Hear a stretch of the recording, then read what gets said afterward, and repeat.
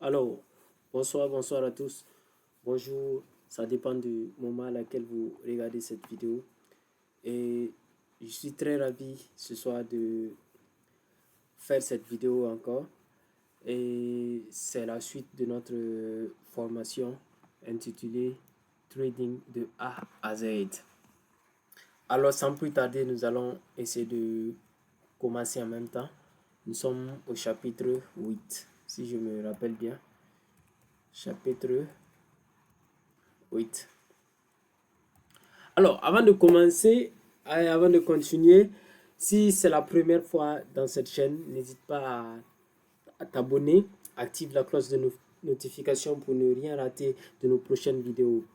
Nous partageons des contenus de trading et d'investissement et plein d'autres articles. Alors, n'hésite pas à t'abonner, tu actives la cloche de notification, tu laisses un commentaire sous cette vidéo et tu me poses la question qu'il faut. Je n'hésiterai pas à te répondre. Alors, on commence directement. Et dans ce chapitre, nous allons voir comment comprendre. Je vais mettre comprendre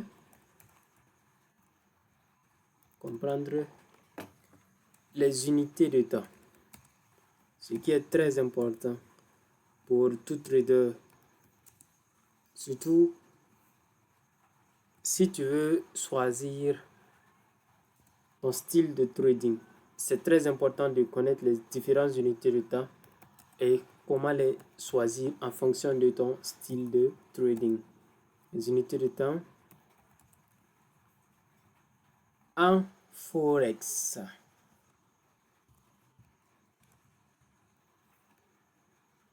Ensuite, nous allons voir laquelle choisir.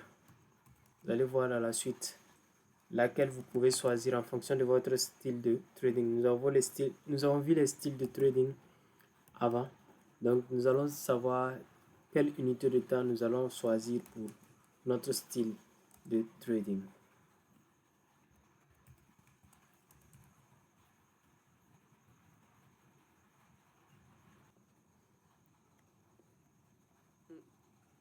Alors, pour trading. Ok. Oups.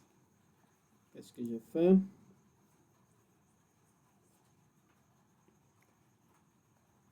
Ok.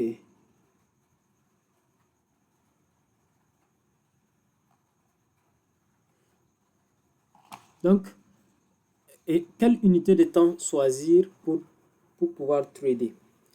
Alors, si tu es débutant en trading, tu t'es sûrement déjà demandé, mais quelle unité de temps choisir pour trader le Forex?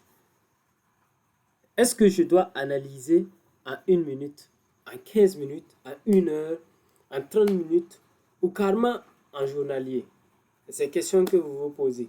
Dans cette vidéo, je vais t'expliquer les différentes unités de temps, leurs utilités et surtout comment choisir celle qui correspond à ton style de trading. Alors, allons-y directement à la partie numéro 1. Qu'est-ce que je fais? Je ne vais pas imprimer quelque chose ici d'abord. D'accord, donc allons-y directement à la partie 1. Et à la partie 1, nous allons définir ce que c'est qu'une unité de temps. Donc, c'est quoi une unité de temps?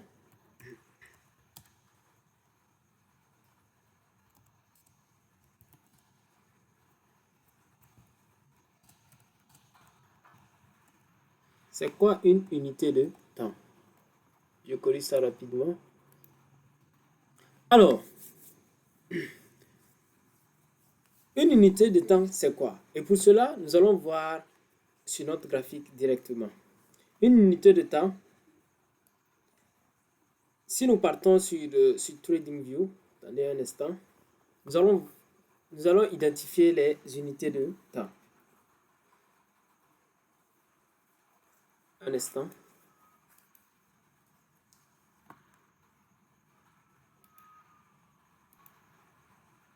Alors, les unités de temps, nous pouvons les retrouver ici. Nous avons vu la vidéo précédente et TradingView, comment utiliser l'outil TradingView. Et là, nous allons voir nous avons vu les différentes unités de temps que vous pouvez trouver. Et on peut les trouver ici. En ce moment, nous sommes dans le graphique de H4. Ça veut dire que chaque bougie ici correspond à 4 heures.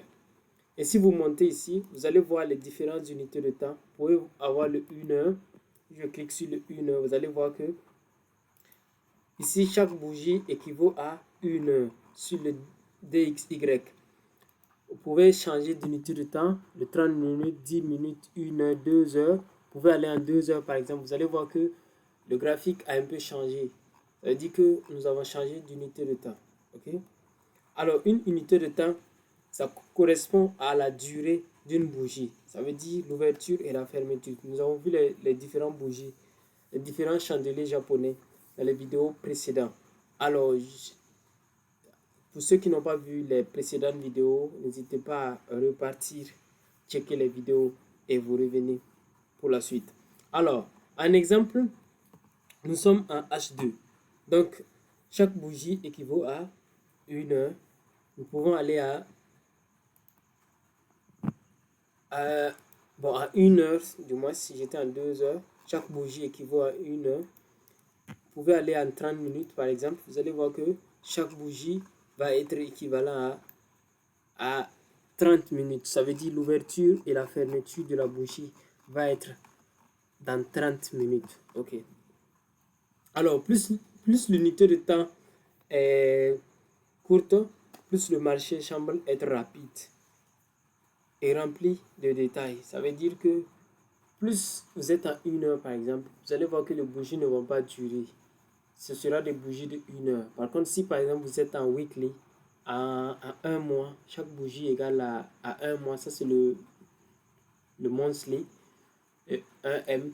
Ça, chaque bougie va, l'ouverture et la fermeture va être équivalent à 1 mois. Ainsi de suite pour chaque unité de temps. Allons-y directement à la partie 2.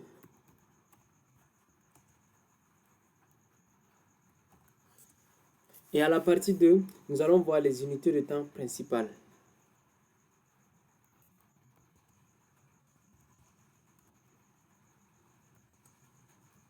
Les unités de temps principales.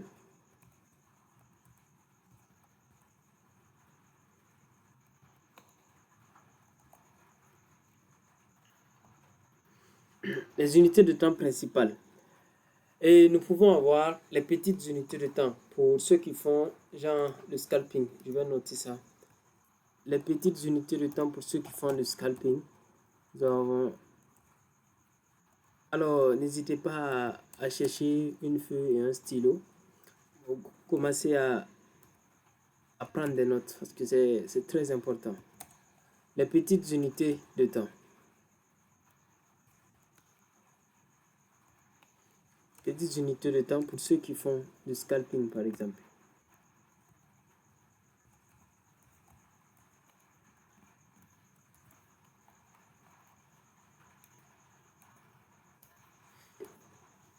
Et ces petites unités de temps, on peut retrouver quoi? On peut retrouver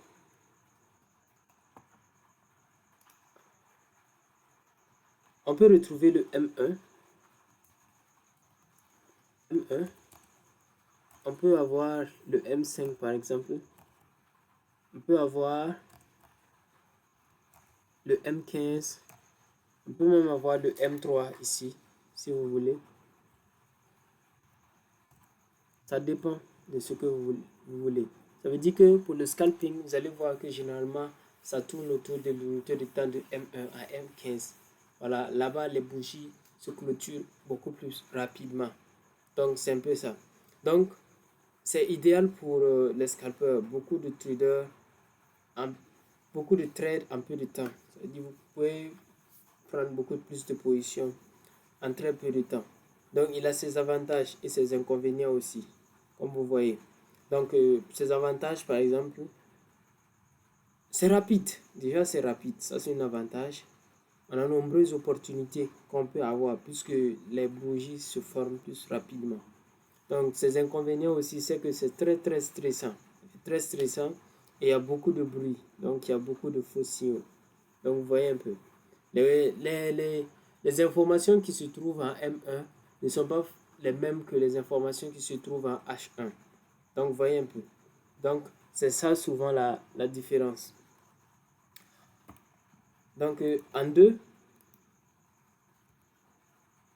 nous allons voir les unités de temps moyennes.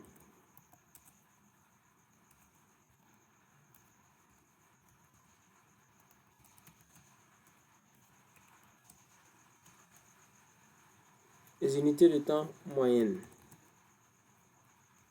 Et ces unités de temps sont beaucoup plus utilisées par les day traders. Naturellement, après les scalpers, c'est les day maintenant. C'est beaucoup utilisé dans le day trading.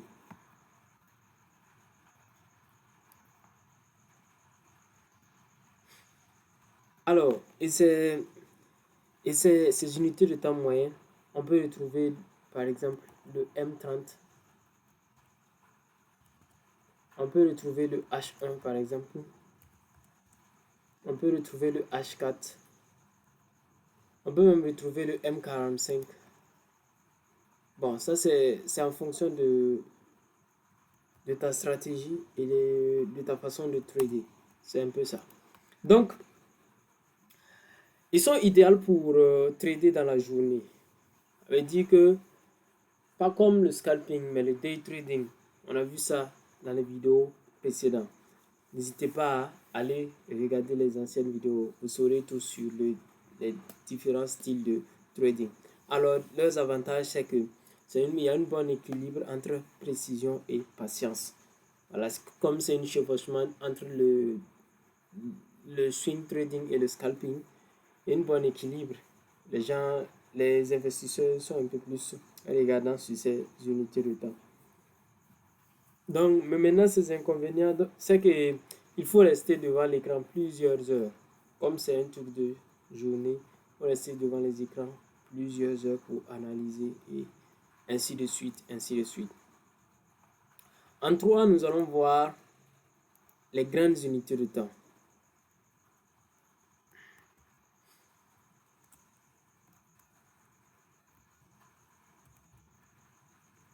Les grandes unités de temps.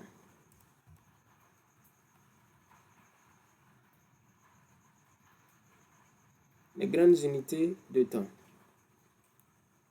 Et ces grandes unités de temps, naturellement, eux, ils sont plus utilisés par les swing traders.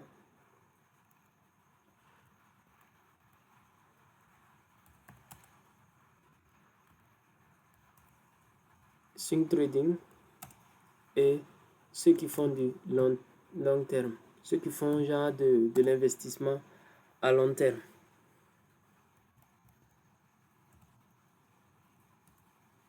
Alors, et ces grandes unités de temps, nous allons retrouver quoi? Nous allons retrouver naturellement le daily, notamment le day 1. Nous pouvons retrouver le weekly.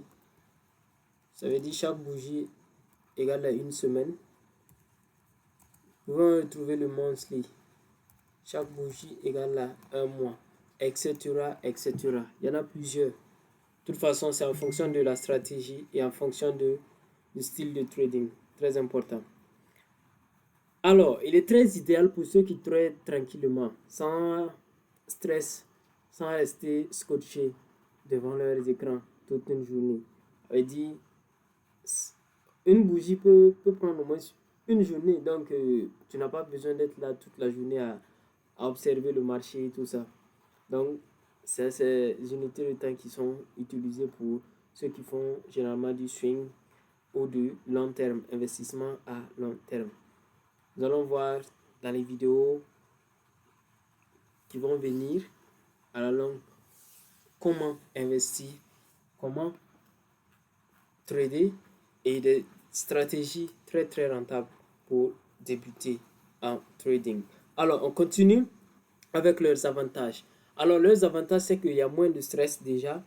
Donc, les signaux plus fiables. À ce moment, on sait qu'il y a beaucoup d'investisseurs qui regardent ces unités de temps. Donc, il y a beaucoup plus de régularité, il y a beaucoup plus d'avantages à utiliser ces unités de temps. Ça veut dire que si tu analyses avec ces unités de temps, il y a plus de sûreté. Ça veut dire qu'il y a plus de probabilité que le marché aille dans ton sens, si tu as raison, bien sûr. Alors, ils ont deux inconvénients aussi. C'est que leur inconvénient, il y a peu d'opportunités, il y a très peu d'opportunités. Une seule bougie qui peut faire une journée. Vous savez bien que pour avoir une opportunité dans ça, il faut attendre genre des semaines, des mois. Donc, c'est un peu ça le problème, souvent. Donc, il demande aussi beaucoup plus de patience. Qui dit très peu d'opportunités dit beaucoup de patience que ça va te demander. Donc, essaye d'analyser ta façon de vivre et si ce style de trading te convient, alors tu l'adoptes. Alors, sachez que le trading est fait pour tout le monde, est fait pour tout type de personnes. Donc, que tu sois salarié, que tu sois disponible tous les jours, que tu sois très occupé tous les jours, tu peux faire du trading. Est-ce que vous voyez? Très facile pour tout le monde. Il suffit juste d'avoir une stratégie et une méthodologie assez précis et très rentable. Vous allez voir que vous allez réussir plus facilement. Alors, sans plus tarder, nous allons attaquer directement à la partie numéro 3. Et la partie 3 nous parle de quelle unité de temps choisir. Nous allons apprendre à choisir les unités de temps. Alors,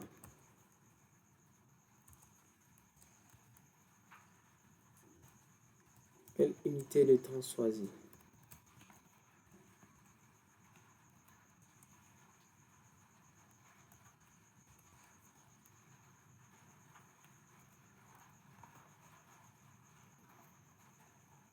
Quelle unité de temps choisir? On va se poser la question, à savoir, si tu veux commencer en fonction de ton style, quelle unité de temps te sera adaptable? Alors, si tu es scalper, comme ce qu'on a vu en haut ici, on te conseillera genre de prendre les unités de temps à M1, M3, M5, M15 maximum, si tu es scalper. Alors, si tu es day trader, alors tes unités de temps seront le M30, le H1, M45, H4. Si tu es de swing et à long terme, je te conseillerais de prendre des unités de temps comme le D1, le W1, le MN. Ce qui veut dire que c'est le journalier, le, le weekly et le monthly. Vous voyez un peu. De toute façon, le choix de l'unité de temps dépendra de ta stratégie et de ton style de trading. C'est un peu ça. Donc, comme astuce de professionnel, il faut toujours analyser sur plusieurs unités de temps. Analyser par exemple, c'est ça qu'on appelle le multi-time frame. Analyser genre en daily pour voir par exemple les tendances de fond. Ça c'est par exemple ceux qui traitent les suivis de tendance. Et chercher des confirmations en H1 par exemple et faire des entrées en M15. Ça va dépendre de ta stratégie naturellement. Mais travailler en palier, ça veut dire suivre les plus hautes unités de temps pour prendre des positions. Par exemple, si tu es en day trading, prendre des positions M15 par exemple, ça te permettra d'être sûr. Parce qu'on dit que les plus grandes unités de temps sont les plus sûres. Est-ce que vous voyez? Donc, c'est souvent plus intéressant de suivre la tendance de fond. Donc, maintenant en partie 4, nous allons voir. En partie 4, nous allons voir les erreurs à éviter. Il y a des erreurs à éviter quand tu veux choisir des unités de temps. Les erreurs à éviter.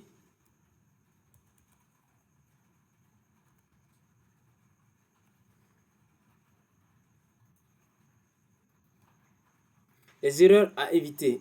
Et ces erreurs sont lesquelles? C'est de changer d'unité de temps toutes les 30 secondes.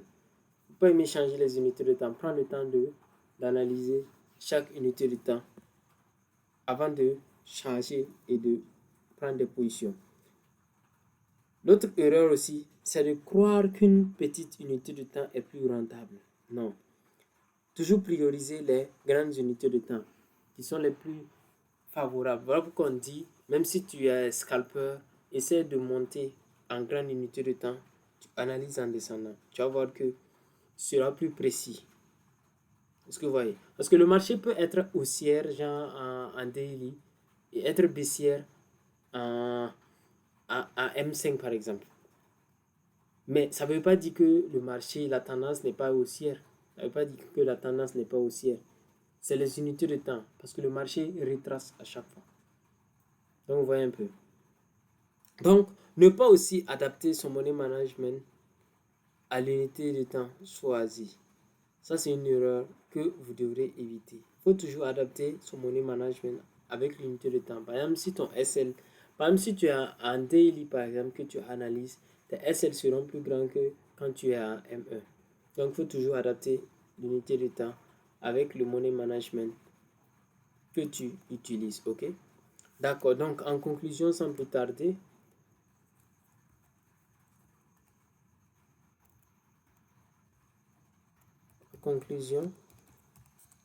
nous allons conclure en disant que quoi? Nous allons conclure en disant que en réalité, il n'existe pas de meilleure unité de temps.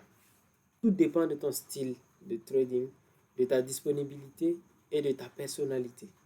Le secret, c'est de trouver celle où tu es le plus à l'aise, puis de l'associer à une bonne gestion de risque et tu verras que tout ira bien.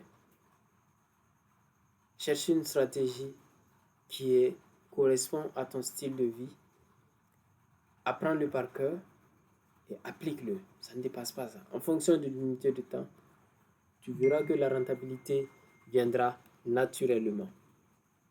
Alors, dis-moi en commentaire, tu trades sur quelle unité de temps en ce moment. Si tu veux que je fasse une vidéo détaillée sur comment analyser en multi-time frame, mets MTF dans les commentaires et surtout abonne-toi pour ne rien rater des prochaines vidéos. C'était Onel Douamba. Rendez-vous au sommeil. Allez, ciao.